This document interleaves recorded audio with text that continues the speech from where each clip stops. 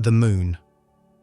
For the first time in over 50 years, there are humans on their way to it right now. Artemis 2 launched last week, and what it represents goes further than the mission itself. Every system being tested, every data point being collected, every day that crew spends in deep space is laying the groundwork for something that has never existed before in human history. A permanent human presence on the lunar surface. Tonight, we'll be exploring what it actually takes to build a home on another world. The habitats, the power, the resources, the risks, and the people who will go. The full picture of what comes after the first footprint of Artemis 4. So, without further ado, let's get into it. There is a reason the moon keeps coming up. The case for the moon as humanity's first permanent outpost beyond Earth is a practical one, built on distance and physics and resources, and it gets stronger the more carefully you look at it. Start with the distance. The moon is roughly 384,000 kilometers from Earth. That number is large by any ordinary measure, but in the context of what humanity is trying to do in space, it is almost close. The journey takes 3 days. A communication signal travels there and back in about 2.6 seconds, close enough to a real-time conversation that a crew in trouble can talk to mission control and get a response before the situation changes. Compare that to Mars, where the communication delay alone runs between 3 and 24 minutes each way, depending on where the two planets are in their orbits. On the moon, Earth is present in a way it simply cannot be further out. That proximity changes the entire risk profile of early attempts at permanent settlement. If something goes wrong on the moon, help is 3 days away. If something goes wrong on Mars, the crew handles it alone. That distinction sounds simple, and its implications are enormous. Then there's the gravity. The moon's gravitational pull is 1/6 of Earth's. Standing on the lunar surface, a person who weighs 80 kilograms on Earth weighs roughly 13. That feels like a human interest detail until you apply it to rockets, at which point it becomes one of the most significant engineering advantages in the solar system.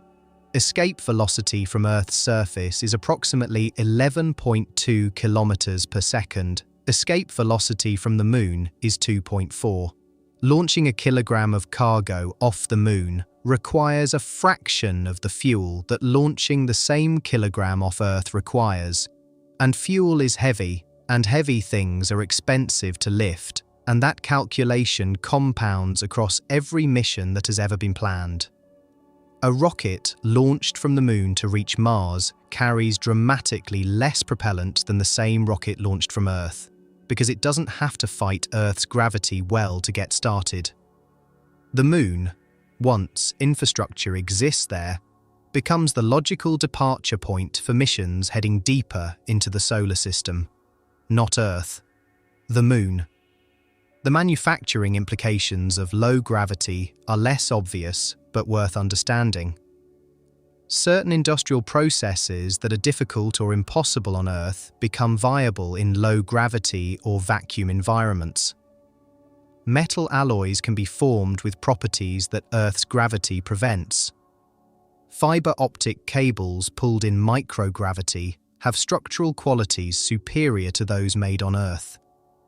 The vacuum of the lunar surface, rather than being a hazard to work around, is itself a resource for processes that require it. None of this is immediate. It's a decade or more away from being operational. But the physics that makes it possible exists right now, and the moon is where it becomes accessible. The resource picture is what changed the conversation most fundamentally. Water ice, confirmed at the lunar South Pole, sitting in permanently shadowed craters that haven't seen sunlight in a billion years. Water that can be split by electrolysis into hydrogen and oxygen. Oxygen for breathing. liquid oxygen and liquid hydrogen as rocket propellant. The same propellant combination that powered the space shuttle's main engines and that SpaceX uses in Starship. A base at the South Pole with functional water ice extraction and electrolysis capability is not just a place people can live, it's a fuel depot. Spacecraft heading to Mars or the asteroid belt or the outer planets could refuel at the Moon rather than carrying everything they need from Earth's surface. The economics of deep space exploration change entirely if that infrastructure exists. There is a geopolitical dimension to all of this that doesn't get discussed as much as the science, but that shapes the urgency behind every program timeline. China has declared its intention to establish a crewed lunar base by the 2030s, developed in partnership with Russia and other nations, under a framework separate from the Artemis Accords. The South Pole is their stated target, the same region, the same water ice, the same peaks of near-continuous sunlight. The question of who establishes presence there first and under what rules they operate when they arrive is being answered right now by the pace of the programs competing to get there. This isn't the Cold War repackaged. The motivations are more complex, and the international landscape is more complicated than two superpowers racing to a finish line. But the strategic logic that drove Apollo, that being present and being first carries consequences that extend far beyond the mission itself, is operating quietly underneath every Artemis launch and every Chang'e mission and every signed page of the Artemis Accords. The Moon is 3 days away.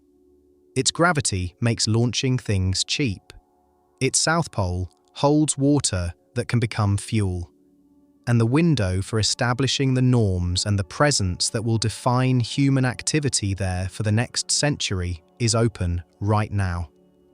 That is why the Moon. Humanity has not been designing a lunar base from scratch. The knowledge base that informs every habitat concept, every life support system, every crew selection protocol being developed for permanent lunar presence was built across 60 years of human spaceflight. And in some cases, in places on Earth that have more in common with the Moon than anything else on the planet. Start with Apollo. The 12 people who walked on the lunar surface between 1969 and 1972 were not there long enough to experience the Moon as a place to live, but they were there long enough to learn things that no simulation could have taught. The lunar dust was the first surprise. Fine, electrostatically charged, and razor-sharp at the microscopic level because there is no wind or water on the Moon to erode particle edges the way Earth's environment smooths everything it touches. It stuck to suits, to equipment, to visors. It worked its way into seals and joints. After a few hours on the surface, the Apollo crews were coated in it. Harrison Schmitt, the geologist on Apollo 17, developed what he described as lunar dust hay fever within hours of returning to the lunar module, a reaction to dust that had made its way inside despite every precaution. In a habitat where people live for months, dust infiltration is not an inconvenience. It is a serious engineering and health problem that every base design has to solve. The suits degraded faster than expected. Gloves wore through, joints stiffened.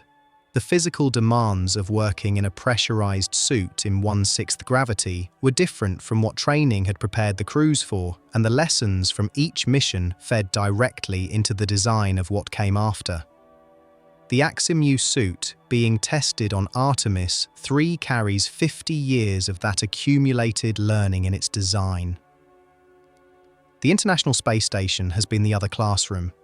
Continuously inhabited since November 2000, the station has given researchers more than 2 decades of data on what happens to the human body during long-duration spaceflight.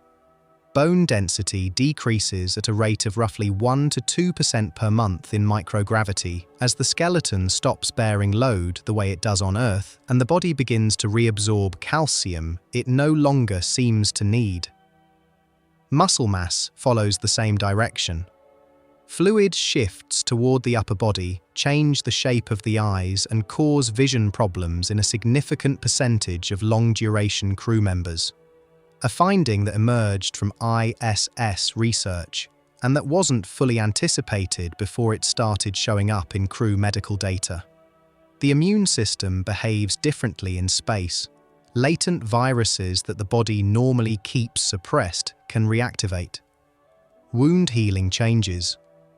The cardiovascular system adapts to an environment where it no longer has to pump blood upward against gravity, and readapting to a gravitational environment after months away takes time and carries its own risks. Countermeasures have been developed for most of these effects.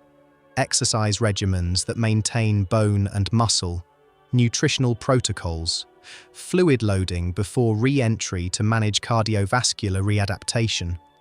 They work well enough that astronauts who spend 6 months on the station return to Earth, recover, and fly again. But the Moon introduces a variable the ISS cannot fully address.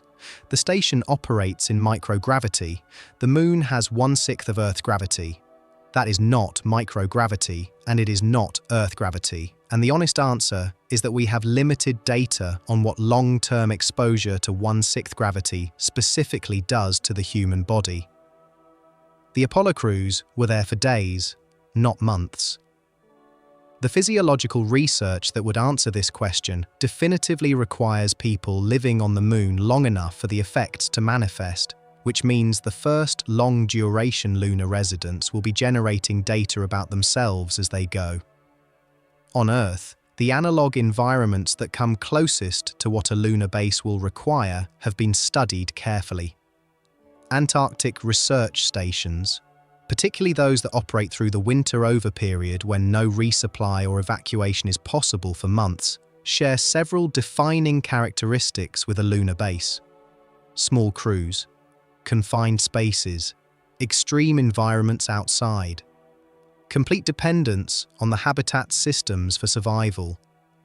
Psychological research conducted at stations like Concordia, a French-Italian facility that operates through Antarctic winters in conditions of complete isolation, has documented the cognitive and emotional changes that occur in crews under these conditions. Reduced motivation, interpersonal friction, what researchers call the winter over syndrome, a flattening of mood and responsiveness that sets in after months of confinement. Submarine deployments share the confinement and the isolation. HICs, the Hawaii Space Exploration Analog and Simulation, run by NASA in a habitat on the slopes of Mauna Loa, has conducted multi-month isolated crew simulations specifically designed to model Mars and lunar surface operations. The findings from all of these environments converge on a consistent set of conclusions about what crews need. Genuine autonomy in their daily routines, meaningful work, reliable private communication with people at home, and the interpersonal skills to manage conflict before it escalates in an environment where walking away is not an option. The radiation data is still being built. The Avatar investigation aboard Artemis 2 is collecting biological data from organ-on-a-chip devices during the transit through deep space. Data that will contribute to a picture of long-duration radiation exposure that the ISS, protected by Earth's magnetic field, cannot provide. Each Artemis mission adds to that picture. Each commercial lunar payload delivery adds surface environment data that wasn't available before.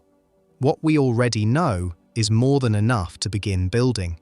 The dust problem is understood, even if it isn't solved. The physiological challenges are documented, even if some of them aren't fully mitigated. The psychological requirements of isolated, confined crews are clear enough to inform selection and training.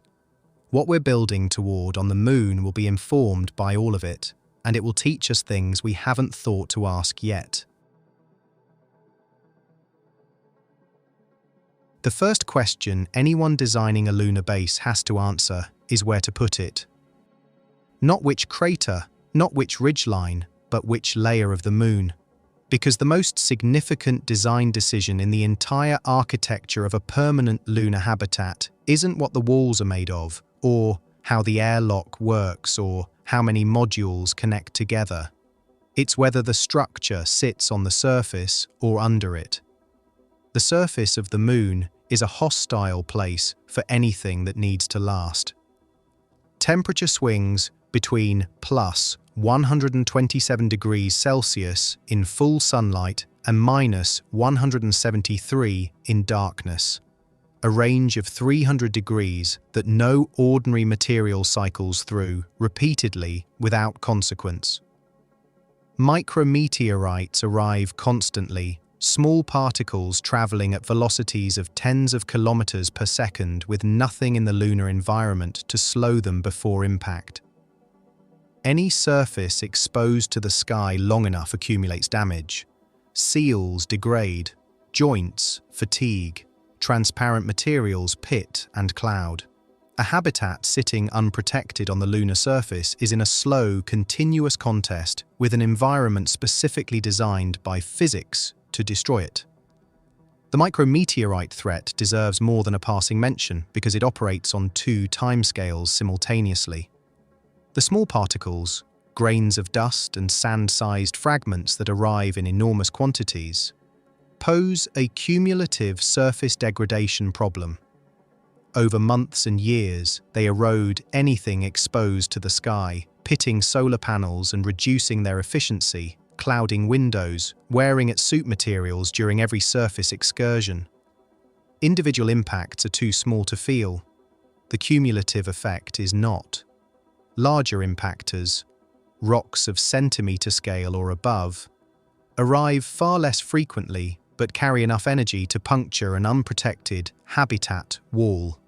Statistical analysis of crater density on the lunar surface gives researchers a picture of impact frequency over geological timescales, and that data informs the probability calculations for a base operating over years and decades. The risk isn't zero. It's managed through material selection, wall thickness, and most fundamentally through putting mass between the habitat and the sky. Which brings the answer into focus. Burying a habitat under several meters of lunar regolith addresses the micrometeorite problem, the radiation problem, and the thermal problem simultaneously and with the same solution. Regolith is an effective radiation shield at sufficient depth.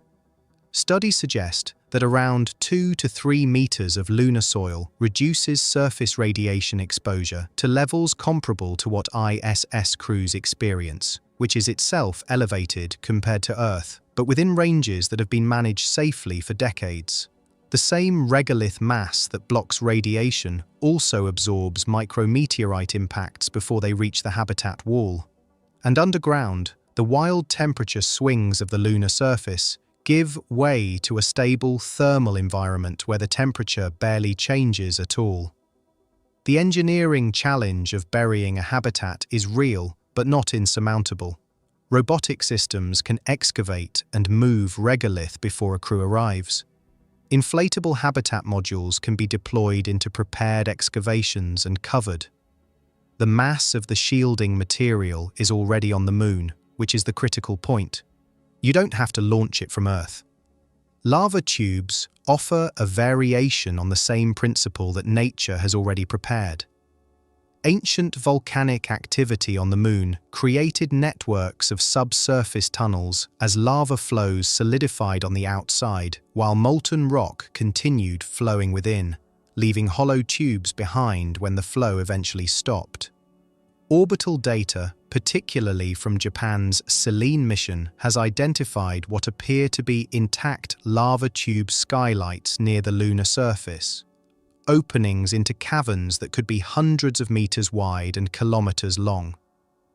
A lava tube provides natural radiation shielding from its rock walls and ceiling, natural protection from micrometeorite impact, and natural thermal stability. The volume available in a large lava tube dwarfs anything that could be constructed from launched modules within the time frame of the early Artemis missions.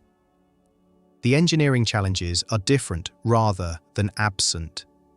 Pressurizing a lava tube requires sealing an enormous volume, which means either pressurizing the entire tube or constructing pressurized structures within it. The structural integrity of the tube has to be verified before anyone depends on it for survival. Access requires infrastructure, but the potential reward, a naturally shielded, thermally stable space large enough for a genuine settlement rather than an outpost, is significant enough that lava tubes remain a serious consideration in long-term base planning. For the near-term missions, the architecture is more modest and more certain. Modular pressurized habitat units arrive on cargo landers ahead of or alongside crews. They connect through pressurized tunnels with redundant sealing. Each module is a self-contained pressure vessel capable of being isolated if another module is compromised. The interior volume of early habitats will be comparable to a small apartment for 2 people. Functional, carefully organized, every surface serving a purpose, nothing wasted. The 3D printing approach being developed by ESA and NASA uses the regolith itself as construction feedstock. Robotic systems process lunar soil and use it to construct structures layer by layer before crews arrive. Walls, berms, landing pads, roads between modules. The technology has been demonstrated in analog environments on Earth, and the early versions are designed to operate autonomously without human supervision. What robotic construction can build in the months before a crew lands changes what that crew finds when they arrive. What a base looks like after 10 years of incremental building is not a gleaming science fiction structure. It is a collection of connected modules under a cover of regolith, accessed through airlocks, with a working area outside that has been cleared and prepared by robotic systems. Functional, expandable, built to last rather than to impress. That is what home on the moon looks like. Not because ambition is limited, but because the moon doesn't reward anything that isn't built to last. A lunar base that cannot feed and breathe on its own is not a base. It's a campsite with an expiration date. Every kilogram of water, food and oxygen launched from Earth's surface costs thousands of dollars to deliver to low Earth orbit, and the cost compounds with every kilometre further from the launch pad. The economics of importing all consumables from Earth don't work at any serious scale or any serious duration. The moment a crew needs more than what fits on a resupply mission, the math stops working.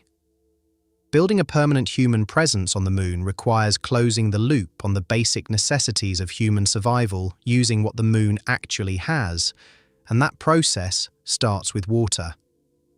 The water ice sitting in the permanently shadowed craters of the South Pole is the resource that makes everything else possible. But getting it from a crater floor that hasn't seen sunlight in 1 billion years to a form a human can drink involves a chain of steps that each carry their own engineering challenges. The extraction hardware has to operate at temperatures approaching -250 degrees Celsius, conditions that cause standard lubricants to freeze solid, electronics to behave unpredictably, and mechanical systems to fail in ways that room temperature testing doesn't reveal. The equipment has to be designed from the beginning for that environment, tested in analog conditions, and capable of operating autonomously, because sending a crew member in a suit into a permanently shadowed crater to fix a broken drill is not a casual maintenance task. The thermal environment alone makes it one of the most hostile workplaces in the solar system. Once extracted, the ice has to be processed, heated, melted, purified, The regolith it's mixed with contains other compounds alongside the water, some of them potentially useful, some of them contaminants that have to be separated out before the water is safe to drink or use in electrolysis. The purification systems are derived from technology already operating on the ISS, where water recycling has been running for 2 decades. The adaptation to lunar surface conditions is an engineering problem rather than a scientific one. The chemistry is understood. The challenge is building hardware that does it reliably in an environment that is trying very hard to break everything. Electrolysis is where water becomes more than water. Pass an electrical current through it and it splits into hydrogen and oxygen. The oxygen goes into the habitat atmosphere and into storage for life support backup. The hydrogen is stored as rocket propellant feedstock. The liquid oxygen produced alongside it is the oxidizer component of the propellant combination that Starship runs on. A base producing water ice at meaningful scale is simultaneously producing the 2 components of one of the most capable rocket propellants available. That is not a side benefit of having water. It is one of the primary strategic reasons the South Pole matters as much as it does. The ISS currently recycles approximately 93% of all water aboard, including humidity pulled from the cabin air, condensation from equipment surfaces, and processed urine. That number represents decades of incremental improvement to systems that started less efficient and got better with each iteration. A lunar-based version of those systems carries the same basic technology into an environment where the stakes of failure are higher and the resupply timeline is longer.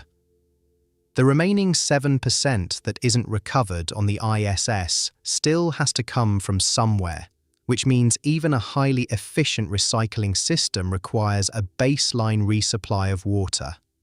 Shrinking as the technology improves, never quite reaching zero in the near term. Food is the more complicated problem. The ISS is supplied by regular cargo missions carrying pre-packaged food with multi-year shelf lives. A lunar base on a once-per-year resupply cadence needs either very large food stores or the ability to produce some of its own. Growing food on the moon is not a solved problem, but it is an active research area with genuine momentum behind it.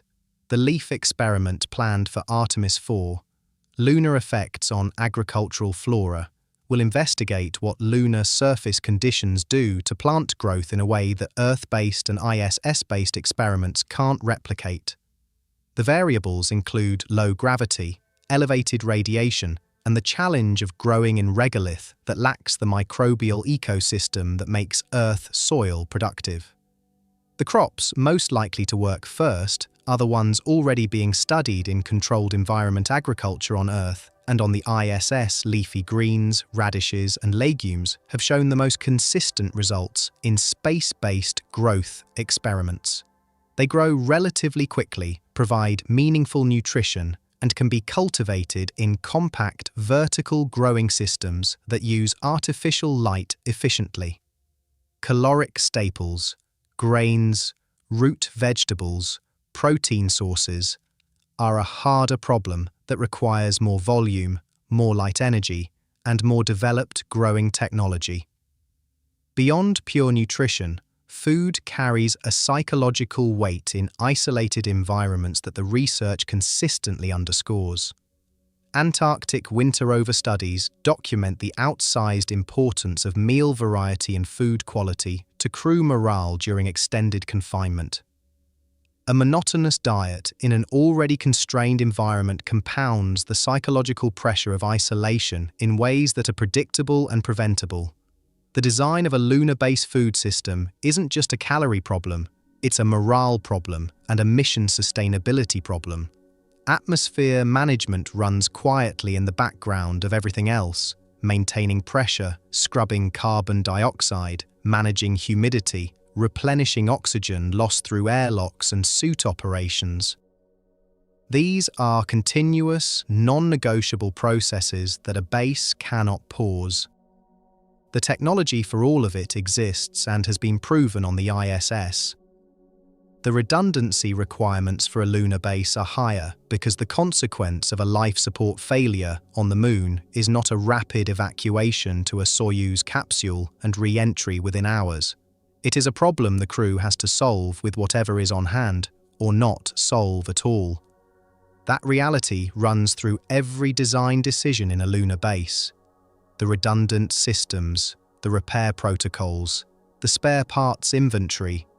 Not pessimism, just the honest engineering response to being far enough from home that self-sufficiency isn't a goal. It's a survival requirement.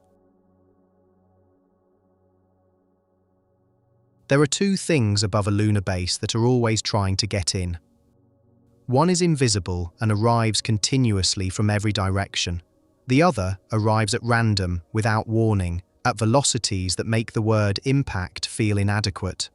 Together, they define the threat environment that every piece of habitat design, every operational protocol, and every crew rotation schedule has to be built around. Neither can be eliminated. Both can be managed. Understanding how shapes everything about what a permanent lunar presence actually looks like in practice. Start with radiation.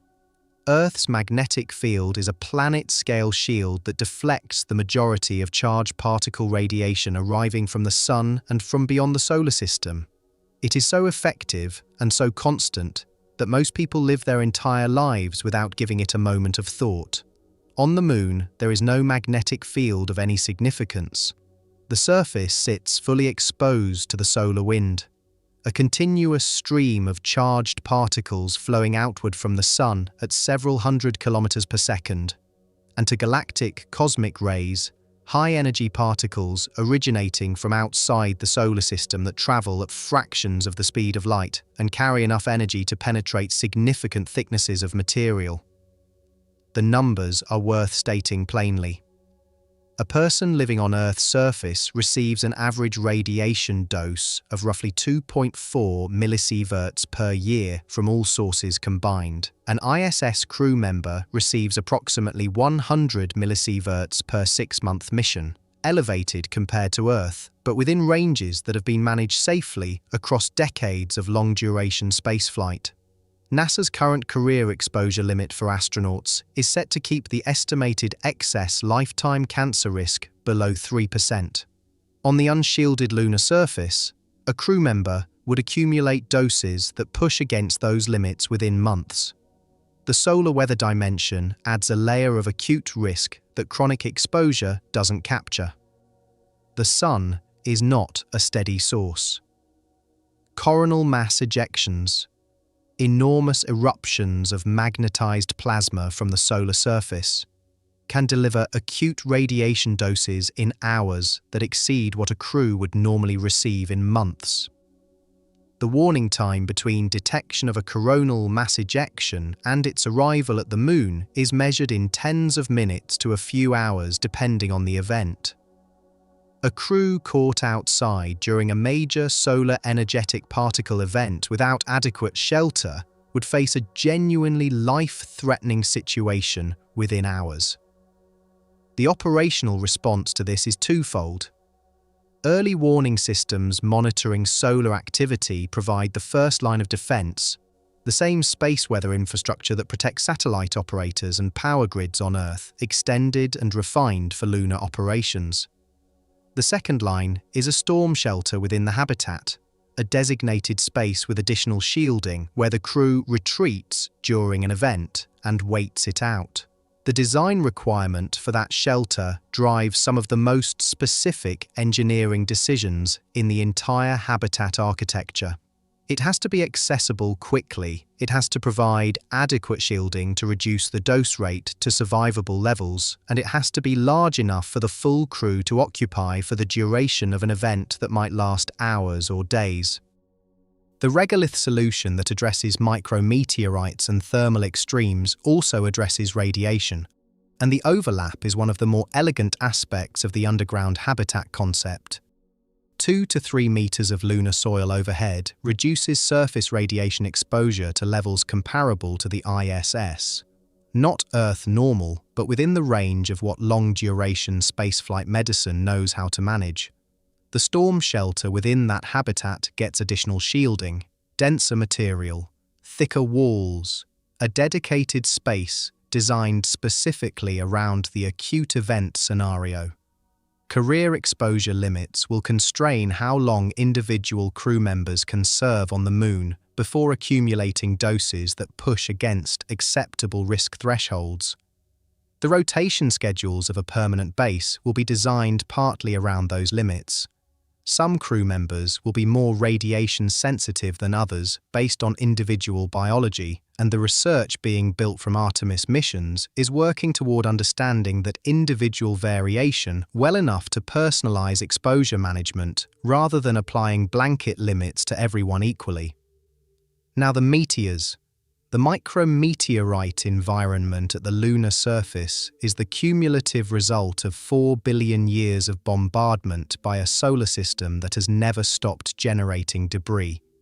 Particles ranging from microscopic dust grains to sand-sized fragments arrive in quantities that have sandblasted the surface to a fine powder, the same regolith that serves as radiation shielding and construction material. Individually, these particles are too small to feel.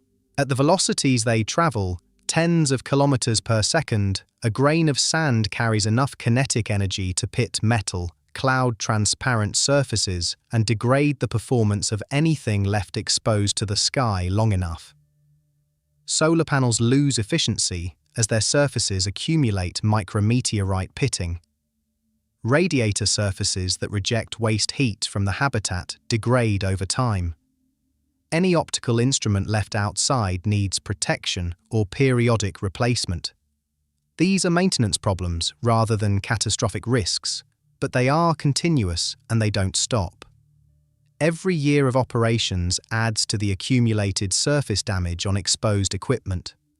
The larger impactor risk operates on a completely different statistical profile. Objects large enough to punch through an unprotected habitat wall arrive far less frequently than micrometeorites, and the probability of a significant impact on a specific structure during a specific operational period is low.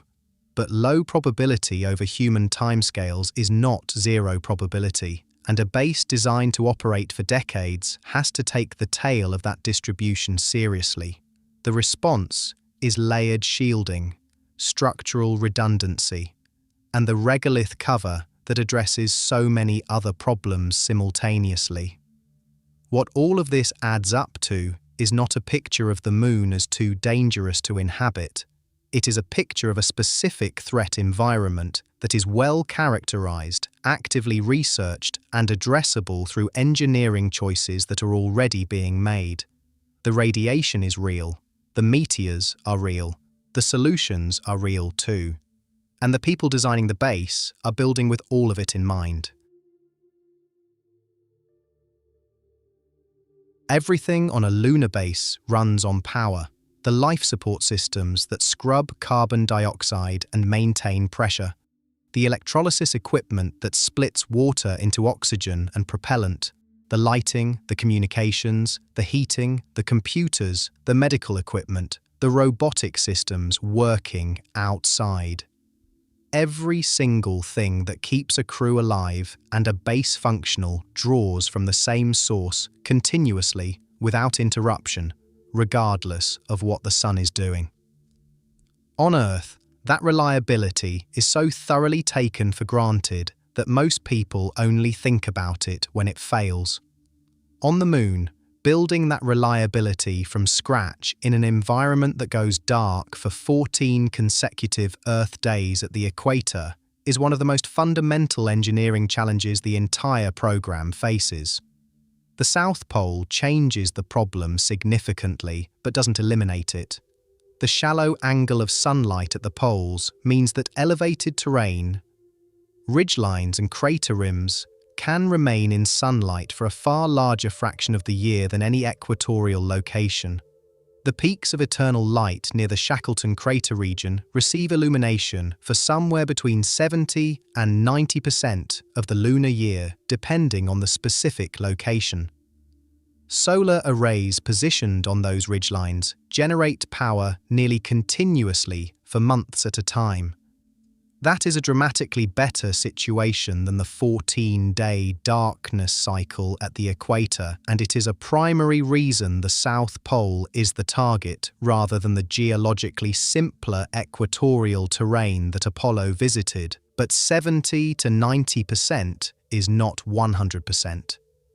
There are periods driven by the Moon's slight orbital variations and the geometry of the terrain when even the best-positioned South Pole ridgelines lose direct sunlight. Those gaps are shorter than the equatorial night, hours or days rather than 2 weeks. But they are real, they are predictable, and a base that has no answer for them has a life support system with scheduled outages built into its design. That is not an acceptable condition. Energy storage bridges the shorter gaps. Battery technology capable of storing enough energy to carry a base through days of darkness at the scale required is at the frontier of what current technology can deliver, but it is being actively developed with lunar applications specifically in mind. Fuel cells offer an alternative approach, storing energy as hydrogen and oxygen and converting them back to electricity through a chemical reaction when solar input drops. The ISS uses fuel cells for exactly this purpose during orbital night. A lunar base version of the same system, scaled to the power requirements of surface operations, is technically achievable. But storage has limits. The more power a base consumes and the longer the darkness periods it needs to survive, the larger and heavier the storage system required. There is a point at which storage alone stops being a viable answer and a different primary power source becomes necessary. That source is nuclear. NASA's Fission surface power project has been developing a small nuclear reactor specifically designed for deployment on the lunar surface.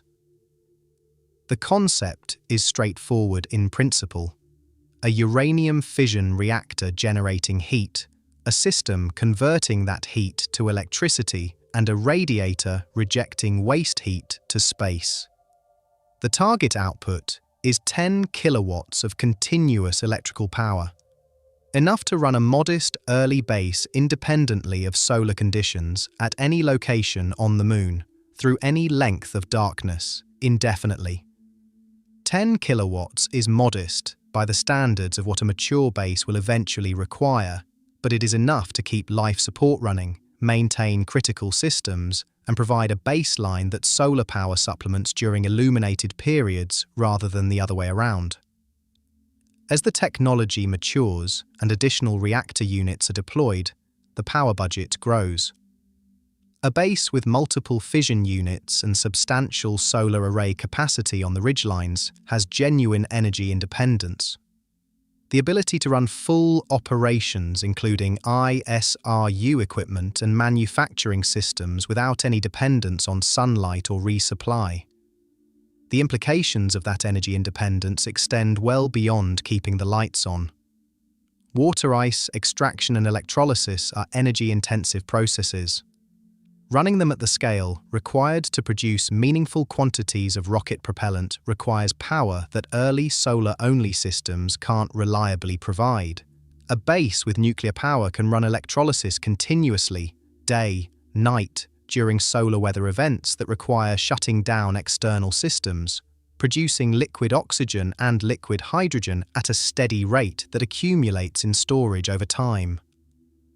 That stored propellant is what transforms the South Pole from a research outpost into something with a different kind of strategic significance. A spacecraft departing from lunar orbit rather than Earth's surface needs to overcome a gravity well 1/6 as deep, requiring dramatically less fuel to reach the same destination. A spacecraft that can refuel in lunar orbit using propellant produced on the surface carries less from Earth, which means it can carry more payload or be smaller or reach destinations that would otherwise require a larger vehicle. Mars missions departing from lunar orbit with locally produced propellant look fundamentally different from Mars missions launched entirely from Earth. Asteroid missions, outer planet probes, the architecture of everything beyond the Moon changes when the Moon itself becomes a place where fuel is made, rather than just a waypoint on the way out. This is what the power problem is really about. Not keeping the lights on, though that matters. Not running the life support, though that matters more. It's about whether the Moon becomes a place humans visit and leave, or a place that generates the energy and the resources that make going further possible. Nuclear power is the answer that closes that gap. Everything else the base can do, everything it can produce, everything it can launch, everything it can become, follows from solving the power problem first. Every engineering challenge in a lunar base has a solution that can be drawn on paper, tested in a lab, and refined until it works reliably enough to trust with human lives. The human challenges don't work that way. You can model a habitat's radiation shielding to 3 decimal places. You can calculate the power budget down to the watt. You can run failure mode analysis on every valve and seal and circuit in the life support system until the probability of catastrophic failure is vanishingly small. What you cannot do is model with the same precision what happens inside a group of people confined to a small pressurized space on another world for months at a time, dependent on each other for survival, unable to leave, and carrying whatever they brought with them from Earth in terms of personality, history, and psychological resilience. The research on isolated and confined environments is the closest thing available to a dataset for this problem, and it's worth taking seriously. Antarctic winter overstations have been studied for decades as the most accessible analogue to what a lunar base crew will experience. The Concordia station, operated jointly by France and Italy at an elevation of 3,200 meters in the Antarctic interior, is inaccessible for roughly 9 months of the year. The crews who winter over there, typically around 13 people, cannot leave and cannot receive visitors from the moment the last supply flight departs until conditions allow the next one to arrive. The research conducted on those crews documents a consistent pattern. Cognitive performance declines modestly but measurably over the winter over period. Mood flattens, motivation decreases. Interpersonal friction increases as the months accumulate and the same faces appear across every meal, every work shift, every moment of the day. Minor irritations that would be forgotten in an ordinary social environment become significant when there is no escape from them. None of this is catastrophic. Winter over crews complete their missions. They do their science. They come home. But the pattern is consistent enough across enough research sites that designing a lunar base crew selection and support program without accounting for it would be a serious mistake. The communication dimension on the Moon is more favorable than it will be on Mars, and that matters more than it might seem. A 2.6-second round-trip communication delay means Earth-based psychologists, flight surgeons, and mission controllers can maintain something close to a real-time relationship with a lunar crew. Regular video calls with family. Live conversation rather than recorded messages. The presence of Earth in the crew's daily life at a bandwidth that the ISS enjoys and that Mars will not. Research consistently identifies meaningful contact with home as one of the most effective buffers against the psychological deterioration that isolated confinement otherwise produces. Crew composition is the variable that determines more about how a mission goes than almost any technical factor. The research on high-performing teams in isolated environments points consistently toward the same qualities. complementary skills rather than redundant ones, high tolerance for ambiguity, the ability to manage conflict directly rather than letting it accumulate, a shared sense of purpose that survives the inevitable moments when the daily reality of the mission grinds against the idealized version that motivated each person to be there in the first place. These qualities are harder to screen for than technical competence and harder to train than operating a life support system, but they are more predictive of how a crew actually functions over months than almost anything else in the selection criteria. The commercial dimension of lunar habitation introduces a different set of human questions that the research base of isolated government crews doesn't fully address. Axiom Space has publicly discussed commercial lunar surface operations as a long-term goal. Hilton signed an agreement with Voyager Space to design crew quarters for an orbital station, with lunar applications as a stated future direction. The concept of lunar tourism, paying passengers traveling to the moon's surface for the experience of being there, is discussed seriously enough in the commercial space industry that it has moved from speculation into early planning frameworks. The realistic, near-term version of commercial lunar presence is not a hotel with a view of Earth from the South Pole. It is research clients, technology demonstration customers, and eventually high-net-worth individuals paying for an experience that no amount of money could purchase a decade ago. The hotel concept is further out, but the commercial logic that leads there is already operating. Who gets to go to the moon in the longer term is a question that sits underneath the glamorous version of this story and doesn't get asked enough. The Outer Space Treaty of 1967 established that no nation can claim sovereignty over the moon or any other celestial body. It says nothing meaningful about private habitation, resource extraction rights, or the legal status of a person born on the lunar surface. The Artemis Accords attempt to fill some of that vacuum by establishing norms around transparency, resource use, and the protection of historic sites. But the Accords are not a treaty with binding legal force. They are a framework that signatories agree to operate within, and they don't address the full range of governance questions that a permanent inhabited base will eventually require answers to. Who makes law on the moon? How are disputes between residents resolved? What rights does a person have in a habitat owned by a corporation or operated under a national agency's authority?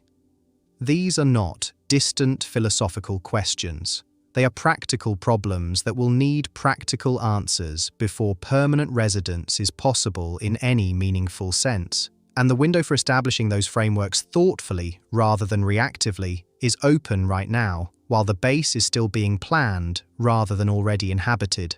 The people who will go first won't be resolving those questions. They'll be too busy keeping everything running. But the questions will be waiting when enough people arrive that ignoring them is no longer an option. The realistic timeline for a permanent lunar base doesn't begin with a single dramatic moment. It begins with Artemis 4 touching down at the South Pole sometime in 2028. 2 astronauts stepping onto terrain no human has ever seen at close range, spending a week doing science and leaving. That mission is not a base. It's a first visit to the place where a base will eventually be built. The bootprints it leaves are the beginning of something, but only in retrospect will they look like a beginning. In the moment, they are a landing, a surface stay, and a departure. What accumulates from there is the story. Artemis 5 follows later in 2028 if the schedule holds, a second landing, more instruments deployed, more surface time, more data collected about the environment that future crews will inhabit for longer. Each mission leaves something behind. Each mission returns with information that the next one uses. The South Pole terrain around the Shackleton region becomes, across successive missions, the most studied and best understood piece of extraterrestrial real estate in human history. Not because any single mission transforms it, but because the cumulative weight of returning to the same place repeatedly changes what it is. By the early 2030s, if the annual landing cadence holds, the base begins to look like something, not a gleaming structure visible from orbit, not the sweeping habitats of science fiction. A collection of connected modules under a cover of regolith, accessed through airlocks surrounded by the tracks of robotic systems that have been preparing the site between crewed visits. Power infrastructure on the ridgelines above. The early hardware of an ISRU system working through its first operational cycles, producing small quantities of oxygen and hydrogen that prove the process works before anyone depends on it at scale. A small crew, 2, perhaps 4 people, living on rotation schedules measured in months rather than weeks. That is what a lunar base looks like in its first decade. Functional, expandable, and nothing like the vision that inspired it. Which is exactly what every frontier outpost in human history has looked like in its first decade. China's parallel program runs on a timeline that intersects with this one in ways that remain genuinely uncertain. The International Lunar Research Station, their declared framework for a South Pole base by the 2030s, represents a second human presence on the Moon, developing independently under different norms and a different governance framework. The possibility of 2 separate inhabited bases within kilometers of each other on the lunar South Pole, operating under different legal frameworks, extracting resources from the same region, with no established mechanism for resolving conflicts between them, is not a hypothetical that can be deferred indefinitely. It is a scenario that current planning has to account for whether or not it's comfortable to do so. The launch economics argument becomes real in this decade in a way it couldn't before. As ISRU matures and propellant production scales from demonstration quantities to operationally meaningful ones, the South Pole base starts functioning as something beyond a research outpost. Spacecraft departing from lunar orbit rather than Earth's surface face a gravity well 1/6 as deep. The fuel required to reach Mars from lunar orbit is a fraction of what the same mission requires launched from Earth.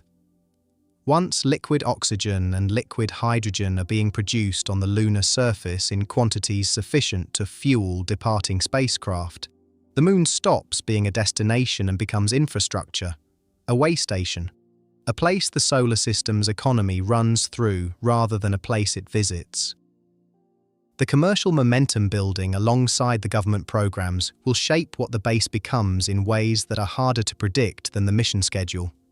Axiom Space has structured its business around the transition from government-dependent space operations to commercially viable ones.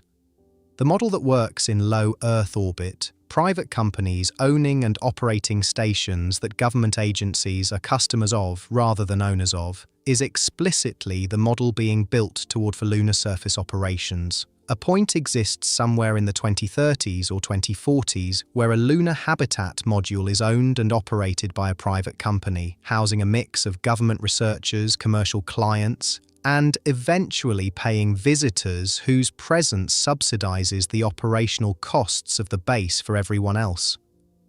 The hotel concept that generates media attention whenever it's mentioned is real in its long-term logic, even if its near-term timeline is optimistic. The economics of lunar tourism require launch costs to drop dramatically from where they are today, life support technology to mature to the point where non-specialist visitors can be safely hosted, and a base infrastructure robust enough to support guests who aren't there to fix things when they break. None of that exists yet. All of it is on a trajectory that points toward existing eventually. The Mars connection is where the longest arc of this story leads. Everything built on the Moon is a template. The habitat design, the ISRU systems, the power infrastructure, the psychological protocols, the governance frameworks. All of it applies to Mars, with modifications rather than from scratch. A crew that has spent 6 months on the lunar surface has experienced something that no amount of ISS time or Earth-based simulation provides. They have lived on a planetary surface. They have operated in a gravitational environment. They have managed the psychological reality of being that far from Earth for that long. That experience is the foundation that a Mars mission builds on. The Moon is not a detour from Mars. It is the reason a Mars mission eventually becomes possible rather than merely imaginable.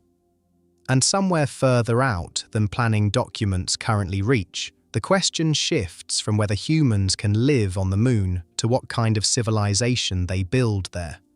The first person born on the lunar surface, the first child who looks up at Earth the way humans have always looked up at the Moon, as a familiar light in an alien sky, distant and constant and home.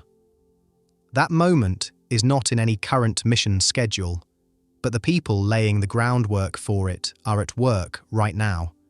And if you look up tonight, it's right there. So, until next time, keep your head up.